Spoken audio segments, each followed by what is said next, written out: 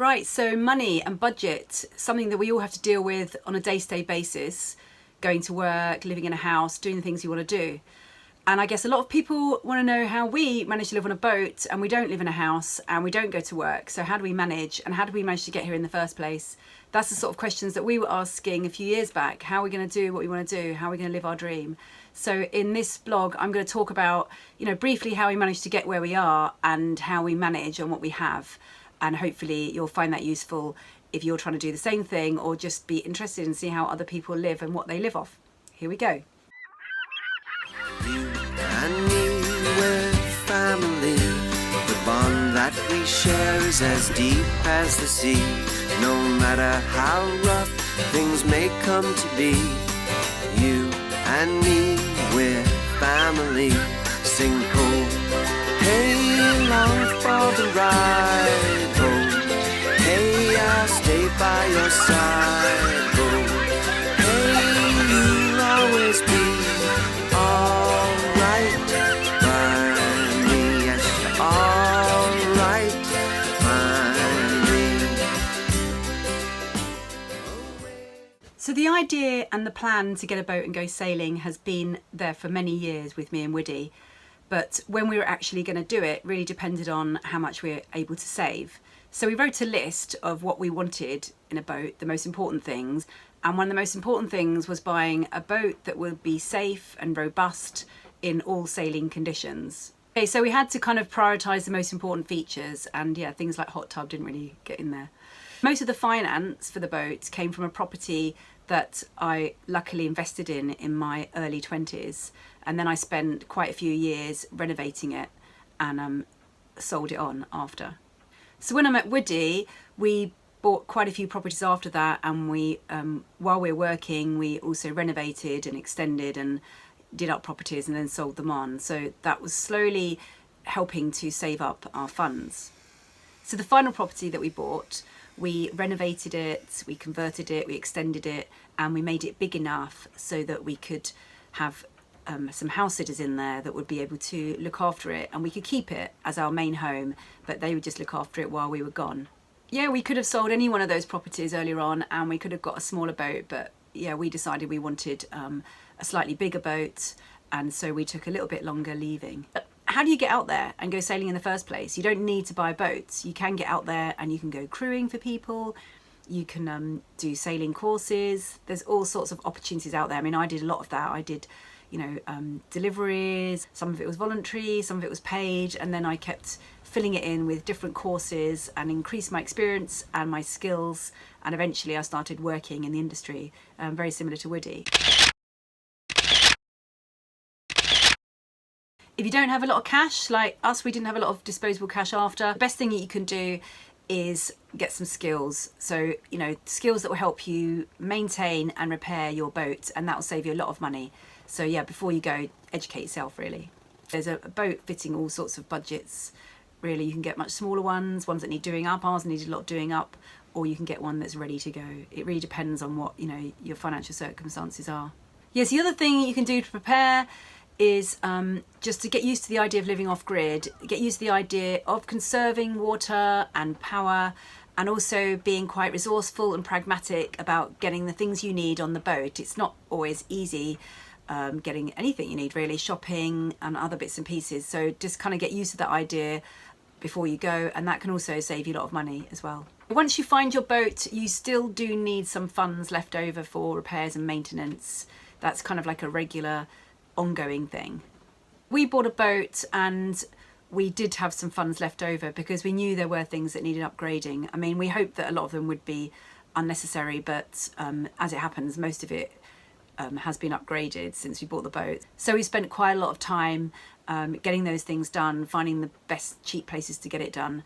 And so it's taken us a while. It's taken us a couple of years really to get to the point where we feel like the boat is probably ready to go a bit further afield. Yeah, so most of our doing up funds were actually used up for upgrading the boat, but hopefully now that the boat has been upgraded, that there's less things that are likely to break. Fingers crossed. Yeah, so our boat actually, when we bought it, was 150,000 euros. I'm going to talk about some of the upgrades we had and the costs that were involved. You've got to remember that our boat is a 16 metre boat. Every boat's different, so all the costs are going to be different, but here's an idea for a 60 metre 53 foot boat what it costs to get sort of, you know, important upgrades. Here we go. Okay, I'm going to give you the costs in pounds because that's the way we've regulated it, but it's similar, has been pretty similar to euros.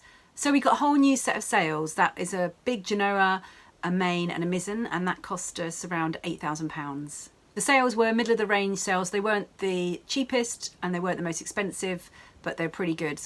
We got a whole new set of rigging. These boats have a lot of rigging on them, so it was sourced from the original riggers in France, and it cost us £7,600 for the rigging, and then we ended up getting riggers to do it, so it was £2,100 for the rigging to be done. We had to get a new dinghy. We got, again, a pretty good dinghy. It's Hypalon, it's hard bottom, it's a good make, it's 2.9 metres, so that was £3,000 we paid for that. One of those unfortunate things that we had to get repaired was a new elbow joint for our engine, so that cost us £3,000. We kind of considered that as a bit of an upgrade. It probably was on its last legs anyway, and it probably needed doing before we actually used the boat. Okay, a cockpit canopy for this type of boat was £2,900. They range around about £3,000, I reckon, for most boats. We got a whole new set of batteries. On our boat, we take 8 domestic batteries, so it's quite a lot. They're quite large. They're £2,400 for a whole new set of batteries. We had to replace our battery charger. For a new battery charger, that was £600. So when we're in Tunisia, we got our whole hull stripped back to the gel coat and had gel shield put on and, you know, primer and anti-foul all over again. So it's quite a big job. It's one of those things that we won't have to do for quite a few years now.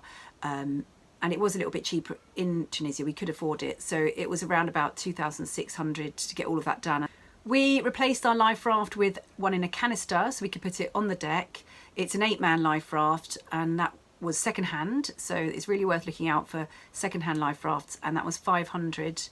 We had a solar arch made, something that's really useful on a boat if you're living aboard, and we got that done in Tunisia at the bargain price of £1,500. I know that we got quotes all over Europe for a lot more than that, so, you know, trying to keep costs down and provide some work for Tunisians as well. And then the solar panels. So yeah, Woody fixed them all in himself. He learnt how to do it on YouTube and help from other people, and he managed to install it all by himself. So it's just really buying the panels and the wiring and all of that, and that was £1,500.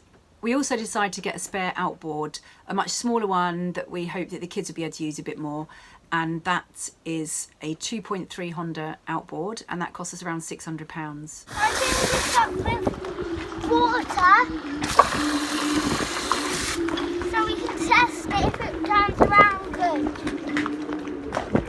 We also got quite a bit of safety equipment last year, which amounted to around about £300, give or take. That included a better radar reflector, a dam buoy and a man overboard sling, and some new jack stays and things like that. Right, God, so now we've got the AIS Transponder. We had to get a new one, and that was £400. The washing machine broke down as well. That was another £400. It's a bit more expensive than the normal one because it's a 4 kilo one, but yeah, you are a bit restricted on a boat. We also decided to get a Racor Filter. So to get the Racor Filter, that cost around about £800 to buy it and about £250 to have it installed as well. We also get a new set of B&G instruments, just the instrument panels. They're not the latest model, but you know, they weren't really working and we weren't sure whether it was the actual instrument panels. So we've got the new ones, and that was about 120, but they're still there as spares until we work out what the problem is. We thought I'd treat ourselves and get a radio because the radio that used to play the CD stopped working, and so we've got something that takes USB now, so we can kind of play music. We've got 4 speakers, 2 internal, 2 external. We actually still need to replace the external ones because they've broken, but the internal ones are good. So we've got music. Finally, a microwave. That was just £20. Someone was selling one secondhand. That gives you a rough idea of what you could pay for upgrades or things on your boat. But we'll cover more of that when we do our buying a boat blog. And now I'm going to go on and talk about what we have left each month to live off. So as I said before, we have actually managed to keep our home back in the UK, but that also has its own issues and expenses that we need to budget for. So we basically have an income from our house sitters, and then I divided it up into fixed costs for the house and then some fixed costs for the boat. But most of the costs for the boat are variable. because depending on what country you're in and where you're going, you know, it changes quite a lot, but the house is a bit more fixed. So one of the categories that we have is boat insurance. I mean, currently it's about £70 a month. It's a lot more than it is for house insurance, but that will change. It will change as soon as we leave the Med and do an Atlantic crossing, and it will change when we leave the Caribbean again and go through the Panama Canal and a bit further afield. It will also change depending on your experience. It will depend on the insurance company you go with, and it will change depending on whether you've got extra crew and so forth. Right, Wi-Fi and mobile is around about £60 a month at the moment. It is really important for us. We use it for a lot of homeschooling. We use it for actually educating us when things go wrong. We need to work out how to do it. Also, we need it for uploading these videos. So yeah, it's one of the most important budgets actually that we have. Groceries and consumables, obviously also important. We have to feed the kids. It does vary a lot depending on where you are. If you're in an island, then it is a lot more expensive, and also in countries we find. So we've actually found Greece was quite expensive, but then Spain is probably the cheapest so far in the Med. So at the moment I allow about £650. We used to take some of that out and use that for kind of eating out, but now I just find it easier if we just spend it on our shopping that we need, and if there's money left over, then we'll go and eat out. But when we do go and eat out, we tend to stick to kind of street food places and tapas bars and things like that. We don't tend to go out and have a meal in Taverna or somewhere, because yeah, that kind of uses up probably too much of that budget really. About a fifth. It'll sometimes use about a fifth of that monthly budget. Schooling, at the moment we've budgeted, you know, we have an allowance of about £40 a month. That again changes. It changes when we have to get new school books for a new year. But it also covers things like paper, pencils and stuff like that. I mean, the last 2 winters the kids have gone to Spanish school, so we spend quite a bit of money just getting all the stuff that we need for that. Right, boat repairs. I've allocated £40 a month. And that's for kind of things that go wrong, but sometimes maybe nothing will go wrong, so that's great. So that money will roll over to the next month, but sometimes things go wrong a lot and it's well over that budget, so that's when things start getting a little bit tricky. I put £50 a month for boat maintenance, and that's regular stuff that we need to do, like changing water filters, fuses, doing like fiberglassing, stuff for winches. Cooking gas again varies massively depending on what country you go to. I've budgeted about £50 a month, because sometimes we'll buy a new bottle every 2 weeks and it's £25 for a bottle. As I say, we don't eat out a lot, so we do cook a lot on board. So, you know, where we save on eating out, we do spend it on the gas on board. That's probably maybe why we use quite a bit of it. We like drinking a lot of tea, so we probably use more than people that don't drink tea. In the winter, when we're on the dock in places like Spain, we use electricity. We use electric kettle and we use an electric stove, and also a new halogen oven that our friends on Sacre Bleu donated to us, thank you. So that's been brilliant. We've been doing everything on that and not using a single bit of gas, so we save a lot over the winter. Actually, I'm going to do a whole blog on cooking as well, and different things you can use to save gas. So, domestic equipment, so that's things like pots and pans and glasses and things that break or need replacing. So that's about £10 a month. Presents and pocket money. We found that we were spending this extra money on the kids, and I realised I had to have a budget for that really. So if they're not earning money from busking, then you know we do give them some money, and we try and get them to do chores in return. But anyway, that's around about £30 a month. We haven't used our water maker yet, and we've been just filling up when we can around the Meds because it's not too difficult.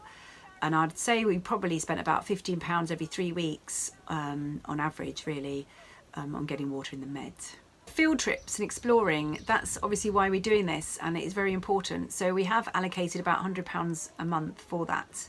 And again, we might not do anything in 1 month, we might just be sailing and beachcombing, but sometimes we like to go inland and visit places. I've kind of allocated £30 a month for car hire over the whole year, and we didn't really hire any cars much in the summer. We're hiring a car next week and it's £60 for a few days, so that's 2 months budget really. Mooring fees, Now that takes quite a bit out of the budget. At the moment I've allocated £200 a month. Most of that is used up over winter when we've been mooring in the Med, but sometimes you can get all sorts of storms come through mid-season, and yeah, you need to go and find shelter, and you can't find it from anchor, so you will end up in a marina, and the prices are usually a bit higher. Diesel and petrol, I've allocated £150 a month for that, but bearing in mind in the winter we won't use any of that really. Clothes, we have £50 allocated, and I would say most of that is spent on shoes and UV tops really.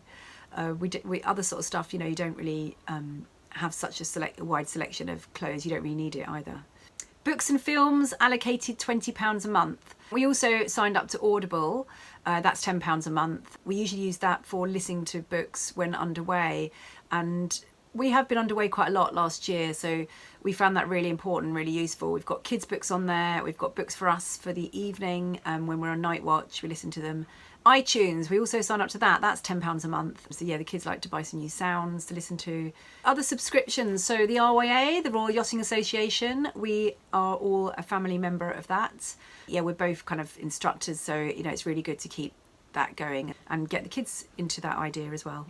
And also the Ocean Cruising Club, we're a member of that too. That's quite a useful resource, and it's nice to be part of that community. We have a website with Squarespace, so I think it's about £11 a month that we pay for our subscription to that. Also we subscribe to Adobe so that Woody can do all the graphics that need to be done for our videos and our website, so that's also about £11 a month. So medical, so we've got £20 down per month for that, but that's because we haven't had any insurance yet. We've just been paying for medical treatment as we've gone along, which is pretty okay in Europe. We also ended up actually buying our own dentistry kit, so that we can do a bit of dental treatment ourselves. We've got a basic medical kit, but we do need to upgrade it when we go further afield again. That's on my list to do. I know that a full medical kit with everything in it, not just sort of all your dressings and so forth, is around about £1,200, give or take a bit. I probably should try and source as much of that as I can myself, but yeah, it's one of those things that you know you really need to have if you're living off grid, away from shore. You know, you may need to treat things at sea. It's also something, again, I'll probably do a whole blog on it. And also medical insurance, we need to think about that, especially if we go over to the States and places like that. Yeah, so I think that is pretty much how much we live off each month and how I've allocated those budgets. As I said before, they change depending on the time of year and where you are. It's around about £1,650. So we do have an emergency fund, and that is for medical emergencies if we have to fly back suddenly somewhere, or we've got kind of quite a high medical bill somewhere. And also I suppose it would cover any maintenance emergencies. If there's a part for the boat that needs replacing that's quite expensive and we need to pay for that pretty quick because we're stuck if we don't. So topping up a budget, there's lots of different ways of doing this. I mean, some people actually sail for a sailing season and they go back to work, so they'll work half the year and then sail for the rest of the year. Other people work when they're actually on their boats. There's all sorts of different jobs you know, that they do. Hi. Hi, Irenka. Hello, I am Silvina.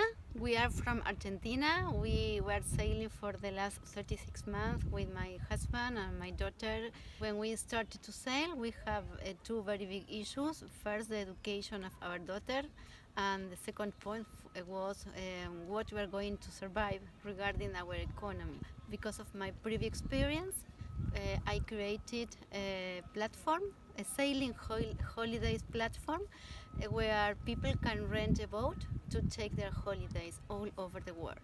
Some of them are kind of online, they're digital, and I think that's really inspiring. I mean, one of the things we do is we signed up to the Patreon program.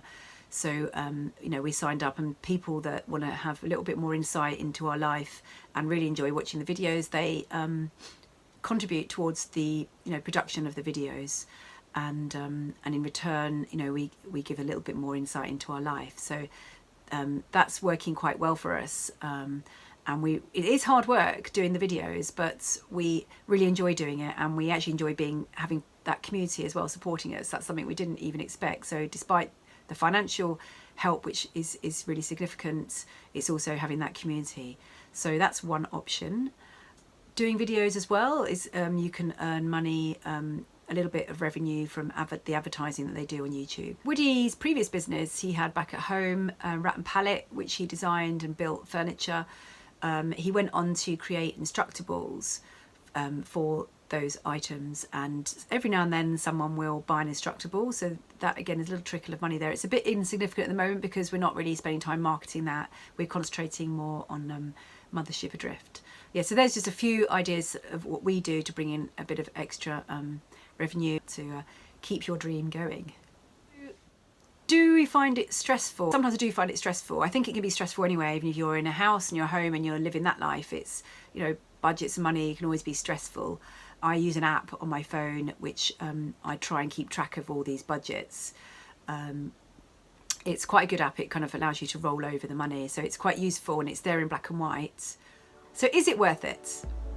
Yes, it is worth it. This is something we both always wanted to do. It's been a dream, and it is worth trying to live within this budget. It's really interesting to see if you can do it. I don't mind conserving things and saving things and, you know, not buying everything you might buy if you had a sort of job. That doesn't bother me. What bothers me is that I'm spending time with my kids when they're young. I'm seeing them grow up, and we're discovering the world together. And you know, hopefully we're inspiring them as well. They see us sort of working around them. They see us sort of editing blogs and, you know, fixing the boat and struggling back with our food. It's not always luxurious like some people think. It is hard work. Everyone who lives on a boat will know that. But I think it's like a sort of a wave, you know. The highs are so massive and so rewarding, and the lows can be really difficult, but you appreciate the highs because you get the lows. So yes, it is worth it.